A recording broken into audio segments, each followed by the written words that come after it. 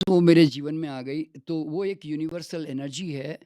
तो अ, तो मुझे एक बात दिमाग में आ गई, तो एक तो बॉडी में ऑलरेडी सेल्फ हीलिंग पावर है जो 24 घंटे हमें ठीक करने के लिए स्ट्रगल कर रही है, ठीक है? और दूसरी तरफ एक आउटर एनवायरमेंटल प्राण ऊर्जा है जिसको हम प्राणिक हीलिंग या रेकी भी कहते हैं। और सबसे बड़ी बात क्या है, you come to your own self. आप रोज अपने शरीर से प्यार करते हो, आप उपवास करते हो यानी कि अपने नज़दीक आते हो, आप एक-एक अंग से प्यार करते हो। तो आपकी खुद की बॉडी के प्रति आप रिस्पॉन्सिबल होते हो, आप केयर कर रहे हो, ये एक सबसे बड़ी बात होती है। तो इसीलिए मैं रेकी में ज़्यादा काम करता हूँ, क्योंकि रेकी के माध्यम से जब मैं एनर्जी साइंस के बारे में लोगों को समझाता हूँ ना, तो मैं फिर उनको कहता हूँ कि एवरीथिंग इज़ एनर्जी। एक नॉन लिविंग में भी एनर्जी है, आप में भी एनर्जी है ना। तो you have power to communicate with every living and non living. हुँ। तो फिर आप रेकी का मतलब ये नहीं कि खाली हीलिंग करोगे, आप कौन से भाव से उस सामान को देखते हो, उसका पूरा प्रभाव उस चीज़ पे पड़ रहा होता है। मेरे पास ऑरा स्कैनर्स होते हैं, जिससे मैं प्रूव करके बता सकता हूँ कि अगर आपने इस कप को अगर प्यार से नहीं देखा, तो इसकी पूरी एनर्जी चेंज हो जाती है। अगर मैं इस कप को प्यार से देख रहा हूँ, तो इसकी एनर्जी पूरी चेंज हो जाएगी। तो मैं लोगों को ऐसे समझाता हूँ कि देखो, तुम भगवान की मूर्ति में कोई भगवान तो होता नहीं है। तुम ही तो उसको हथौड़ा मार के मूर्ति बना रहे होते हो, उसको तुम बेचते भी हो अपने दुकान में लाकर। फिर तुम मंदिर में लाके उसी को रख के तुम खुद ही हाथ जोड़ के उसको भगवान बना लेते हो। तो मैंने कहा you are the original god creators ना। हुँ। तो जब तुम एक पत्थर की मूर्ति में एक अच्छे भाव से श्रद्धा से देखकर तुम भगवान पैदा कर लेते हो, तो फिर तुम्हारे आसपास जो चारों तरफ जो चीजें हैं, तुम उनको श्रद्धा से क्यों नहीं देखते भाई? मतलब तुम कहते हो भगवान खाली उधर ही है, बाकी और जो कण कण में भगवान करके बोलते भी हो और लेकिन कण कण में मानते नहीं हो। तो मैं कहता हूँ कि believe in everything. Even cup को भी प्यार से रखो, कपड़े को भी सँवार के रखो, अपने दीवारों को, अपने पर्दों को, अपने सोफ़े को, अपने चम्मच को, अपने पेन को, अपनी किताब को, हर एक से प्यार करके उसको बड़े श्रद्धापूर्वक रखो। क्यों? जब सब में भगवान है तो फिर सब में मान के चलो। तो then you will be real god believer वास्तव में। तो मैंने देखा कि आदमी जो है ना किसी भी चीज़ को श्रद्धा से देखकर भगवान पैदा कर सकता है। तो आप अपनी कार से बातचीत करो, अपने हर सामान के साथ बातचीत करो, तो उसके अंदर परिवर्तन आता है। तो मैं लोगों को कहता हूँ मंदिर की ज़रूरत नहीं पड़ेगी, तुम्हारा घर ही मंदिर बन जाएगा, अगर तुम हर अणु के साथ कम्युनिकेशन करने की कला सीख लो। तो रेकी में ये सबसे बड़ी चीज़ मुझे बड़ी अच्छी लगी और मैं आज लोगों को ऐसा मैं जोड़ पाया, तो उसका एक बहुत बड़ा लोगों को लाभ मिला। तो इसलिए आज मैं रेकी में इसलिए हूँ कि ताकि लोग जो है हर अणु-अणु के साथ जुड़े और अपने साथ जुड़ें। और एनर्जी साइंस जब मैं समझाता हूँ ना, तो मैं उसको एनर्जी फूड के बारे में बताता हूँ। अब देखो, आप अ, एनर्जी लेस फूड खा रहे हो। अब जैसे एक सेब लाते हो, गाजर लाते हो, आप घर में लाके 8 दिन रख लेते हो। उबालने के बाद में 8 घंटे भी रख नहीं सकते आप। तो आप ज़रा सोचो, जो सेब गाजर की ताकत 8 दिन की थी, वो उबालते ही 8 घंटे की रह गई। तो अब तुम एक लो एनर्जी का फूड खाओगे, तो लो एनर्जी फ़ील करोगे ना। हुँ। फिर तुम चाय पी-पी के हंटर मारोगे, तुम नहा-नहा के ठंडे पानी से नहा-नहा कर उत्तेजना पैदा करोगे। तो मैंने कहा कि भाई आज इतने दुनिया में जानवर जी रहे हैं, ये तो कोई जाके टाइम से नहाते नहीं है, टाइम से कोई चाय कॉफ़ी तो पीते नहीं है, पर दे आर सो एनर्जेटिक कि हज़ारों किलोमीटर उड़ के साइबेरिया से वो एक पक्षी उड़ के भरतपुर आ जाता है, बगैर पानी के ग्लास हाथ में लिए, बगैर गूगल मैप के। तो मैंने कहा तो कैसे आ गया? इतनी एनर्जी कहाँ से आ गई उतनी उड़ने की उसके बाद? तो और वो तो आकाश में है, उसके वहाँ तो खाना भी नहीं है। तो मैं बोला भाई, हम एनर्जी के भंडार हैं और हमें एनर्जी फूड इस्तेमाल करना चाहिए जो परमात्मा ने हमें दिया है। तो आग और मशीन में ज़्यादा बर्बाद मत करो। अब ठीक है, कुकिंग हम द कई हज़ारों सालों से हम डेवलप कर चुके हैं। तो मैं कहता हूँ कम खाओ, उसको भी क्योंकि वो भी एक आदत पड़ गई है, तो उसको कोई छोड़ने की ज़रूरत नहीं है। लेकिन उसका परसेंटेज लो रखो और हाई परसेंटेज एनर्जी फूड का रखो। उससे आपकी एनर्जी बहुत हाई रहेगी। अब देखिए, मैं ऐसे फूड पे मैं रहता हूँ ना, तो मुझे मालूम है कि मेरी सबसे बड़ी प्रॉब्लम क्या मालूम है? How to get tired. थके कैसे, ये समस्या है। मैं एट द एज ऑफ 75। हाँ, मैं 4 बजे उठता हूँ और 11 बजे सोता हूँ रात को।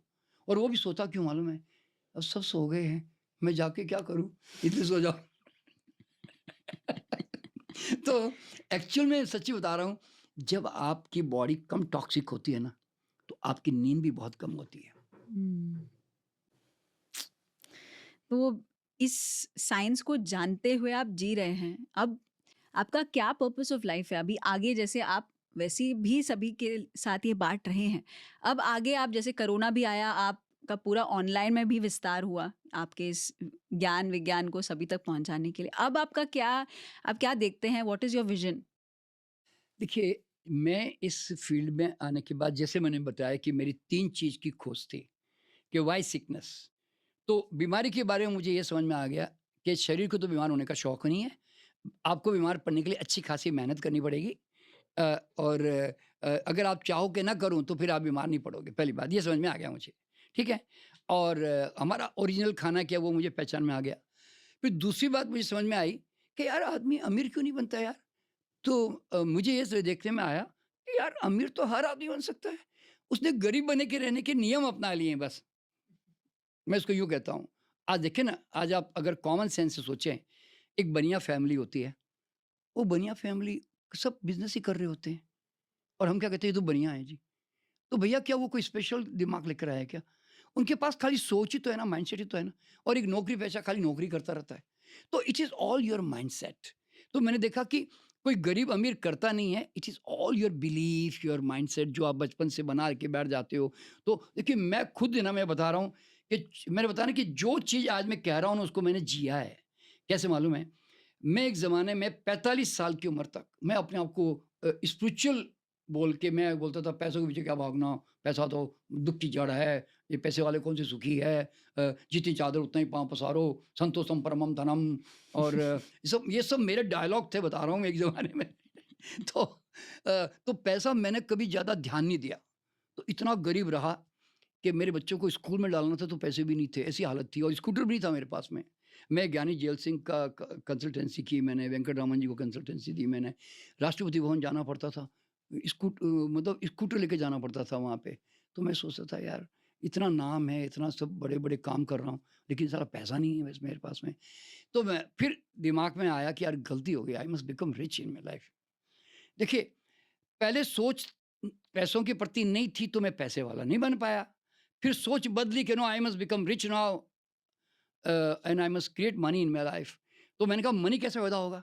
तो मैंने कहा कि मनी आप अपने अंदर या तो कोई बिज़नेस करो और या आप किसी प्रोफ़ेशन में हो, तो आप अपने प्रोफ़ेशन में अपने इस टैलेंट स्किल को इतना माँच के उसको पॉलिश करके, उसको स्किल को अच्छा बना दो कि जिससे लोग तुम्हें पैसा देना पसंद करें।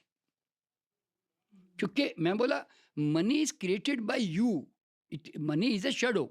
तो मैं बोला तुम शैडो को ध्यान मत दो, तुम अपने ऊपर ध्यान दो, अपने आप को बड़ा करो। जितना तुम अपने आप को बड़ा करोगे ना, उतना तुम्हारी परछाई बड़ी होती चली जाएगी। तो ऑटोमेटिक नाम बड़ा हो गया, अपने आप पैसा आ गया। क्यों?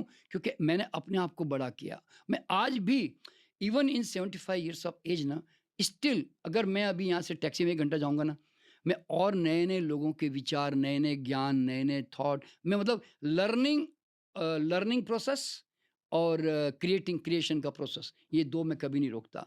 जिसने क्रिएशन और लर्निंग करना बंद कर दिया ना वो बूढ़ा हो गया, वो मर गया, वो जवानी में मर गया अगर वो क्रिएशन और लर्निंग नहीं कर रहा है।